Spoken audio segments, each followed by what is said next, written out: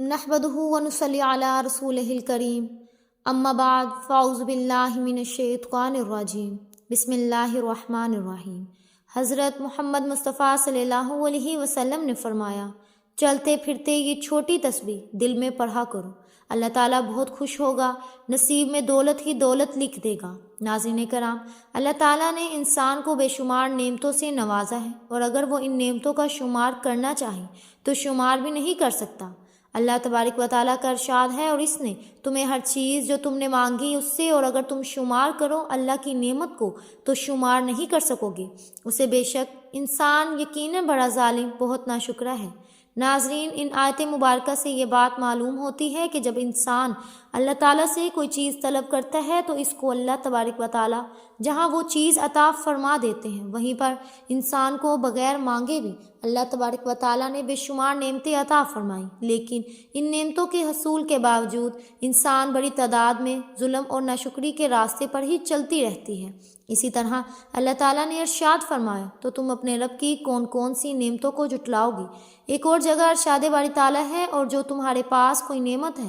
تو وہ اللہ کی طرف سے ہے، پھر جب پہنچے تمہیں کوئی تکلیف تو اسی کی طرف تم آہو زاری کرتے ہو، پھر جب وہ دور کر دیتا ہے تو تم تکلیف کو تو اچانک ایک گروہ تم میں سے اپنے رب کے ساتھ شریک بنانے لگتے ہیں تاکہ وہ ناشکری کریں۔ ان نعمتوں کی جو ہم نے انہیں دی سو تم فائدہ اٹھا لو، بس عنقریب تم جان لو گے۔ ناظرین، ان آیت مبارکہ سے یہ بھی معلوم ہوتا ہے کہ انسان کو جملہ نعمت ہے اللہ تبارک و تعالیٰ ہی کی طرف سے حاصل ہوتی ہے، اور اللہ تبارک و تعالیٰ ہی اس کی تمام تکلیفوں کو دور بھی فرماتے ہیں، لیکن انسانوں کی ایک بڑی تعداد اللہ تبارک و تعالیٰ کی نعمتوں کی ناشکری کرتی رہتی ہے۔ قرآن مجید کے متعلق سے یہ بات معلوم ہوتی ہے کہ اللہ تبارک و تعالیٰ ناشکری پر ناراض ہوتے ہیں اور شکر گزاری پر اپنی نعمتوں کو بڑھا دیتے ہیں۔ ارشاد باری تعالیٰ ہے، اور اگر تم ناشکری کرو گے تو بلا شبہ میرا عذاب یقیناً بہت ہی سخت ہے۔ محترم ناظرین کرام، جو شخص طلوع آفتاب سے لے کر رات تک یہ چھوٹی سی تسبیح دل میں پڑھتا رہے گا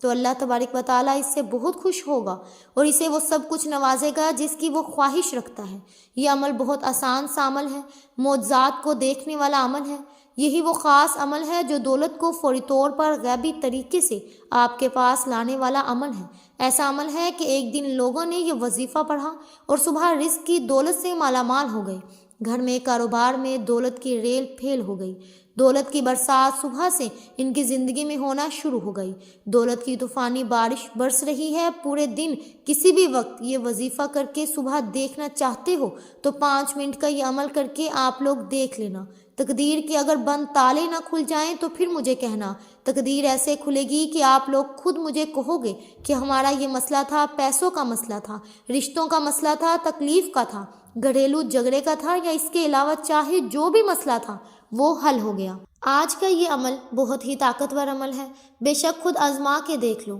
آپ خود یہ عمل ایک مرتبہ کر کے دیکھو، اپنی آنکھوں سے معجزات ہوتے ہوئے دیکھنا، اپنی آنکھوں سے دیکھنا ڈھیر اور رزق دولت کو آتے ہوئے۔ جب کسی بہن بھائی کو یہ وظیفہ بتایا، اس کی زندگی میں پیسہ تو بے حساب آیا، لیکن پھر اس پیسے میں اتنی خیر و برکت، فضیلت اور وسعت پیدا ہوئی کہ وہ پیسہ واپس گیا ہی نہیں۔ ناظرین کرام، ایسے تو آپ لوگوں نے کوئی نہ کوئی عمل یا کوئی نہ کوئی وظیفہ لازمی کیا ہوگا، آپ کو پیسے ملے ہوں گے، یہ نہیں کہہ رہی کہ نہیں ملے ہوں گے، آپ نے محنت اور کامل یقین سے کیا ہوگا تو آپ کو پیسے بھی ضرور ملے ہوں گے، لیکن پھر کچھ وقت کے بعد، جیسے ہفتے یا مہینے 2 مہینے بعد ختم ہو گئے۔ تو یہ وہ وظیفہ ہے کہ پیسہ اگر ایک مرتبہ آپ کے پاس آ جائے گا تو پھر جانے کا نام ہی نہیں لے گا۔ اس پیسے میں انشاءاللہ خوب خیر و برکت ہوگی، پیسوں کو آپ سے محبت ہو جائے گی۔ یہ سمجھ لیں کہ پیسہ آپ پر عاشق اور مہربان ہو جائے گا۔ دولت کا اور پیسوں کا یہ بادشاہ عمل ہے، یہ بادشاہ وظیفہ ہے۔ اپنی زندگی میں جو بہن بھائی کہتے ہیں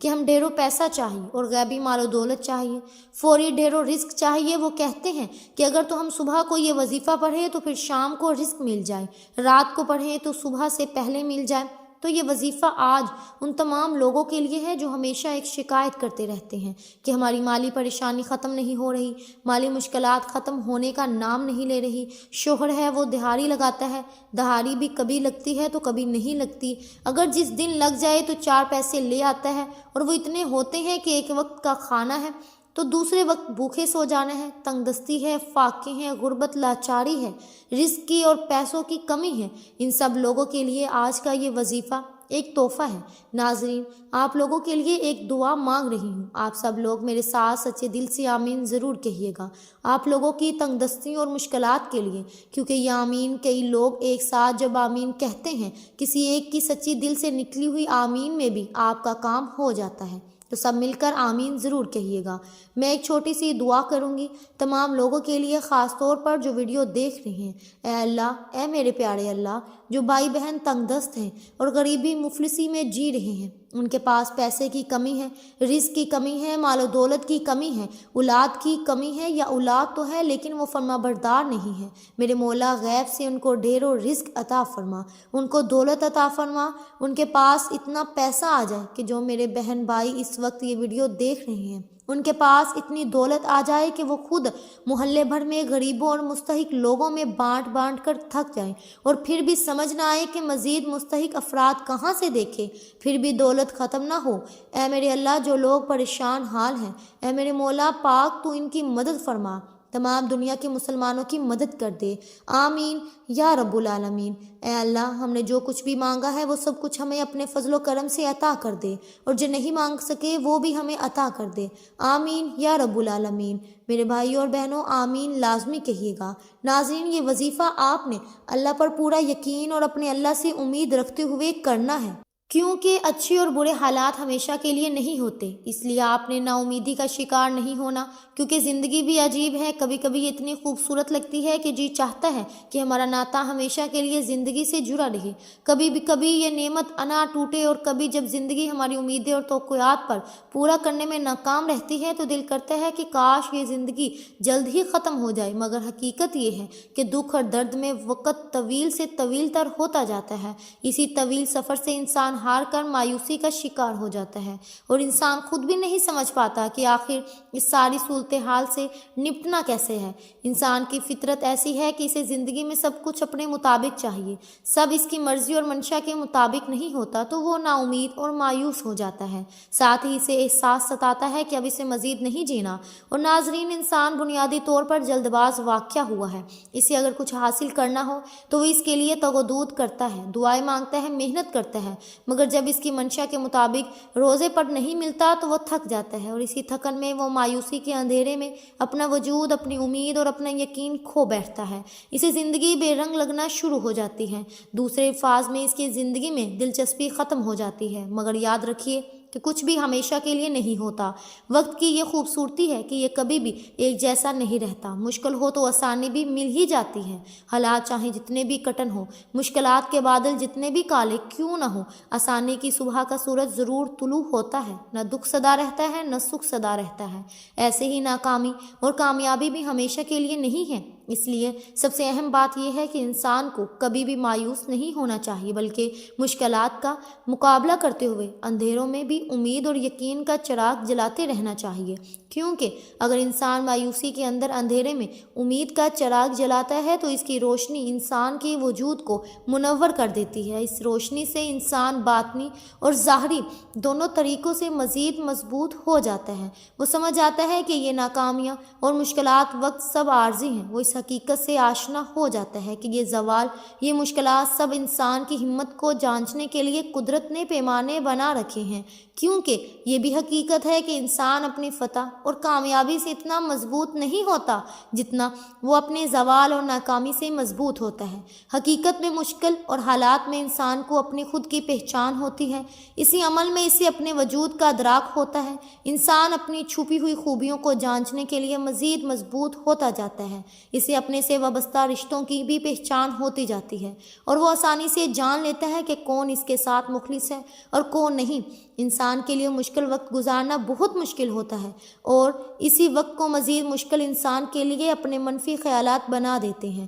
اور انسان حقیقت میں اپنے خیالات کے ذریعے ہی یرغمال بن جاتا ہے، وہ سمجھتا ہے کہ وہ زندگی کی دوڑ سے باہر ہو گیا، اس کے دیگر ساتھی بہت آگے نکل چکے ہیں اور وہ سب سے پیچھے اور سب کچھ ہار گیا ہے۔ منفی خیالات صورتحال کو مزید پیچیدہ کر دیتے ہیں اور انسان کی سوچ کو مزید الجھا دیتے ہیں، اس لیے اگر مشکل حالات آ جائیں تو سب سے پہلے اپنے خیالات کو مثبت رکھیں۔ یہی کوشش کرنی چاہیے کہ جو کچھ زندگی میں بہتر حاصل کیا اسے یاد رکھا جائے، تاکہ یہ محسوس کیا جا سکے کہ زندگی اب بھی پر یقین ہے اور مہربان رہی ہے۔ اسی سوچ سے امید پیدا ہوگی کہ اس بار بھی زندگی مہربان ہی کرے گی۔ ساتھ میں یہ سوچ بھی مضبوط رکھنی چاہیے کہ ہر طوفان آپ کی زندگی کو تباہ کرنے کے لیے نہیں آتا، بلکہ کچھ طوفان آپ کے راستے صاف کرنے کے لیے بھی آتے ہیں۔ امید کے ساتھ یقین بھی ہونا چاہیے کہ جس رب نے اس دنیا میں بھیجا ہے وہ کبھی بھی ہم سے غافل نہیں ہوتا۔ رب نے قرآن میں بھی انسان سے کچھ وعدے کیے ہیں اور بے شک ان کے سب وعدے سچے ہیں۔ قرآن پاک میں ہے کہ ہر مشکل کے بعد آسانی ہے۔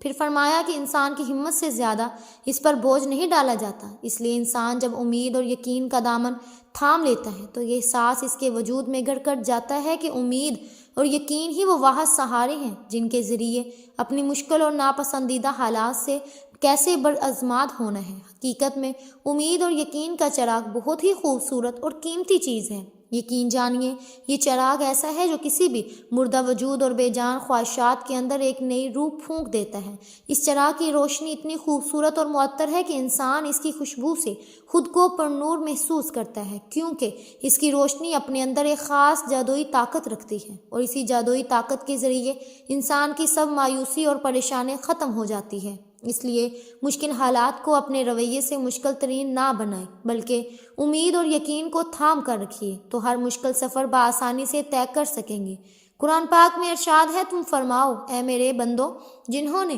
اپنی جانوں پر زیادتی کی، اللہ کی رحمت سے نا امید نہ ہوئے، بے شک اللہ سب گناہ بخش دیتا ہے، بے شک وہی بخشنے والا مہربان ہے۔ ناظرین، اس میں اللہ تعالیٰ نے بندوں پر اپنی کامل رحمت، فضل اور احسان کا بیان فرمایا ہے۔ چنانچہ ارشاد فرمایا کہ اے حبیب صلی اللہ علیہ وسلم، آپ فرما دیں کہ اللہ رب العزت فرماتا ہے کہ اے میرے وہ بندو جنہوں نے کفر اور گناہوں میں مبتلا ہو کر اپنی جانوں پر زیادتی کی، تم اللہ کی رحمت سے مایوس نہ ہونا اور یہ خیال نہ کرنا کہ ایمان قبول کر لینے کے بعد سابقہ کفر اور شرک پر تمہارا مواخذہ ہوگا۔ بے شک اللہ تعالیٰ اس کے سب گناہ بخش دیتا ہے جو اپنے کفر سے باز آئے اور اپنے گناہوں سے سچی توبہ کر لے، بے شک وہی گناہوں پر پردہ ڈال کر بخشنے والا اور مصیبتوں کو دور کر کے مہربانی فرمانے والا ہے۔ اس آیت کی اشعار نزول کے بارے میں متعدد روایات ہیں، اور ان میں سے ایک یہ ہے کہ حضرت عبداللہ بن عباس رضی اللہ تعالیٰ عنہ فرماتے ہیں کہ مشرکوں کے کچھ آدمیوں نے بارہا قتل اور زنا کا ارتکاب کیا تھا۔ یہ لوگ نبی کریم صلی اللہ علیہ وسلم کی بارگاہ میں حاضر ہوئے اور کہنے لگے کہ جو کچھ آپ فرماتے ہیں وہ باتیں تو بہت اچھی ہیں، لیکن ہمیں یہ تو معلوم ہو جائے کہ کیا ہمارے اتنے سارے گناہوں کا کفارہ ہو سکتا ہے؟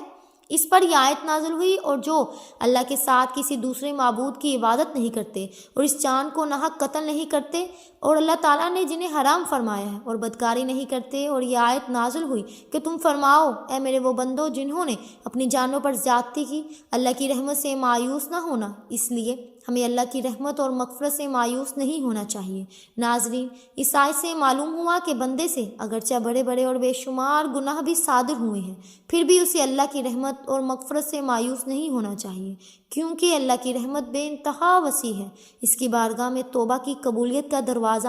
تب تک کھلا ہے جب تک بندہ اپنی موت کے وقت گرا گرا کر اللہ کو نہیں پکارتا۔ اس وقت تک پہلے بندہ جب بھی اللہ کی بارگاہ میں اپنے گناہوں سے سچے توبہ کر لے تو اللہ اپنے فضل اور رحمت سے اس کی توبہ قبول کرتا ہے اور اس کے سب گناہ کو معاف فرما دیتا ہے۔ اللہ کی رحمت اور مغفرت کی تو کیا بات ہے۔ چنانچہ حضرت اعظم بن مالک رضی اللہ تعالیٰ عنہ سے روایت ہے کہ نبی کریم صلی اللہ علیہ وسلم نے فرمایا کہ اللہ تعالیٰ ارشاد فرماتا ہے، اے انسان، جب تم مجھ سے دعا کرتا رہے گا اور امید رکھتا رہے گا میں تیرے گناہ بخشتا رہوں گا، چاہے تجھ میں کتنے ہی گناہوں میں کوئی مجھے پرواہ نہیں۔ اے انسان، اگر تیرے گناہ آسمان تک پہنچ جائے پھر تو بخشش مانگے تو میں بخش دوں گا، مجھے کوئی پرواہ نہیں۔ اے انسان، اگر تو زمین بھر گناہ بھی میرے پاس لے کر آئے تو میں نے شرک نہ کیا ہو تو نے، تو پھر بھی میں اس کے برابر تجھے بخش دوں گا۔ تو ناظرین، وقت کی نزاکت کو مد نظر رکھتے ہوئے اب ہم وظیفے کی طرف چلتے ہیں۔ کوئی بھی وظیفہ شروع کرنے سے پہلے درود پاک لازمی پڑھا کریں، کیونکہ درود پاک پڑھنے کی بہت سی فضیلتیں برکات ہیں۔ درود پاک پڑھتے رہنے سے انسان کی دنیا اور آخرت دونوں سنور جاتے ہیں۔ تو سب سے پہلے 11 مرتبہ درود پاک پڑھنا ہے۔ درود ابراہیمی جو نماز کے اندر بھی پڑھا جاتا ہے وہ درود پاک پڑھ لیں، اور درود پاک پڑھنے کے بعد آپ نے دعائے یونس سورۃ انبیاء آیت نمبر 87 ہے، لا الہ الا انت سبحانک انی کنت من الظالمین۔ اس کو آپ نے 33 مرتبہ پڑھنے کے بعد اللہ تعالیٰ کے 2 نام یا غنیو یا مغنیو، اس کی ایک تسبیح مکمل پڑھنی ہے، 100 دانوں والی، اور دونوں ناموں کو ملا کر پڑھنا ہے۔ اس کے بعد 7 مرتبہ سورہ کوثر پڑھنی ہے، اور آخر میں پھر 11 مرتبہ درود پاک پڑھ کر دعا مانگ لینی ہے۔ اور کوشش کریں کہ چلتے پھرتے جب بھی آپ کو وقت ملے سورہ کوثر کا ورد کرتے رہا کریں۔ یہ عمل آپ نے کرنا ہے، دیکھنا کیسے اللہ پاک آپ کے نصیبوں کو کھول دے گا، آپ کے رزق کے بند دروازوں کو کھول دے گا۔ اللہ آپ کو وہاں سے رزق عطا کرے گا جہاں سے آپ کا تصور بھی نہیں ہوگا۔ اور یہ قرآن کا فیصلہ ہے کہ اللہ پاک جب رزق دینے پر آتا ہے تو وہاں سے رزق ملتا ہے جہاں آپ گمان بھی نہیں کر سکتے، یہ قرآن کہتا ہے۔ تو اس لیے اللہ تعالیٰ ایک طاقت کا نام ہے، پوری کائنات کا خالق و مالک ہے، رازق ہے۔ اللہ وہ ہے جس نے ہم سب کو بنایا ہے۔ یہ طاقت ہے میرے اللہ کی کہ آدم علیہ السلام سے لے کر کائنات تک کو بنایا۔ 18,000 مخلوقات ہیں اس کائنات میں، 18,000 مخلوقات، اور ساری مخلوقات میں سے سب سے افضل، سب سے اعلیٰ مخلوق انسان ہے۔ شان رتبے کے لحاظ سے، عزت کے لحاظ سے اس کی قدر و قیمت ہے، اور اللہ کو سب سے زیادہ پیار اپنے اس بندوں سے ہے جو آپ کو بھی پیار ہونا چاہیے، آپ کو بھی محبت ہونی چاہیے، آپ کو بھی اپنے اللہ سے عشق ہونا چاہیے۔ دنیا میں ایک دوسرے سے لوگ کرتے ہیں، یہ جھوٹا عشق ہے، اصل وہ ہے جس سے منزل ملتی ہے۔ ایک روایت میں ہے کہ ایک شخص جس نے کبھی کوئی نیک کام نہیں کیا، موت کے وقت اپنے گھر والوں سے کہا کہ میں جب مر جاؤں تو مجھے جلا دینا، پھر آدھی رات جنگل میں اڑا دینا اور آدھی سمندر میں بہا دینا۔ ناظرین، اگرچہ اس شخص کی وصیت غلط تھی، مگر اللہ تعالیٰ نے اس خوف کی وجہ سے اسے بخش دیا جو اسے قیامت کے دن اللہ کے سامنے کھڑے ہونے سے تھا۔ بس اللہ سے خوف کھانا، اللہ کی رحمت کو متوجہ کرنا۔ تو ناظرین، آپ نے بھی اپنے رب پر توکل کرتے ہوئے یہ عمل کرنا ہے۔ یہ ایک ایسا عمل ہے، ایسا وظیفہ ہے جس سے گھر کے اندر رزق کی فراوانی ہو جاتی ہے، اتنا رزق ملے گا، انشاءاللہ نصیب بدل جائے گا۔ اور یہ آزمودہ وظیفہ بتا رہی ہوں۔ اور ناظرین، اگر اللہ کے نام پر صدقہ کر دیا جائے اچھی اور پیاری چیز کا، تو کیا یہ ممکن ہے کہ پھر اللہ کی مدد نہ آئے؟ اصل صدقہ وہی ہوتا ہے جو اچھی چیز کا ہو، اصل صدقہ وہی ہوتا ہے۔ اللہ تو آپ کے دلوں کے حالات جانتا ہے، بس اللہ دل کے اندر کیا ہے، اگر دل کے اندر اچھائی ہوگی، خلوص محبت ہوگا، اخلاص ہوگا، تو فیصلے تو اس پر ہوں گے، اور تو کسی چیز پر نہیں ہوں گے۔ تو میٹھی چیز اور وہ چیز جس پر آپ کی محنت ہو، محبت ہو، آپ بھی یقین رکھتے ہو، صدقے میں میٹھی چیز سے مراد یہ ہوتا ہے کہ آپ چینی بھی دے سکتے ہیں، اس کے علاوہ وہ بھی کافی چیزیں ہیں دکانوں سے مل جاتی ہیں، تو آپ نے ان میں سے بھی کوئی چیز لے لینی ہے، لیکن ان میں یہ ہوگا کہ اگر سب سے اچھی چیز دو گے تو اس کا نتیجہ بھی اچھا ملے گا۔ یہ صدقہ اللہ کے راستے پر دینا ہوتا ہے۔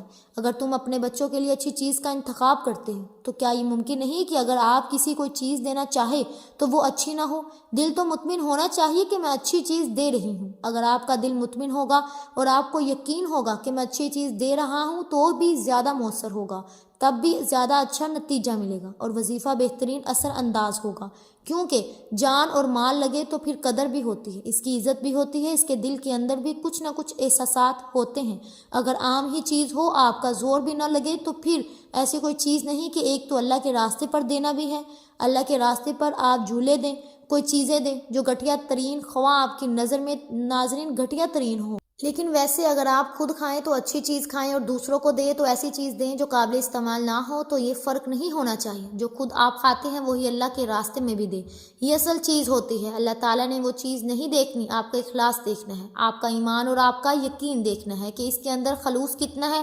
اخلاص کتنا ہے، محبت کتنی ہے، اس کے اندر میرے لیے کتنا پیار ہے۔ تو ان چیزوں کو ملحوظ خاطر رکھ کر عمل کیا کریں۔ اللہ رب العزت ہم سب کو عمل کی توفیق عطا فرمائے، آمین یا رب العالمین۔ ناظرین، گزارش ہے کہ اللہ تعالیٰ کے 99 ناموں میں سے کوئی ایک نام کمنٹ باکس میں ضرور لکھ کر شیئر کیجیے گا۔ اللہ تعالیٰ ہم سب کا حامی و ناصر ہو، آمین ثم آمین۔ امید ہے کہ آپ کو ہماری آج کی ویڈیو بہت پسند آئی ہے۔ اگر آپ کو ہماری آج کی ویڈیو پسند آئی ہے تو ہمارے چینل پاکیزہ وظائف کو سبسکرائب کریں، لائک کریں اور شیئر کریں۔ ملتے ہیں اگلی ویڈیو میں، تب تک کے لیے اللہ حافظ۔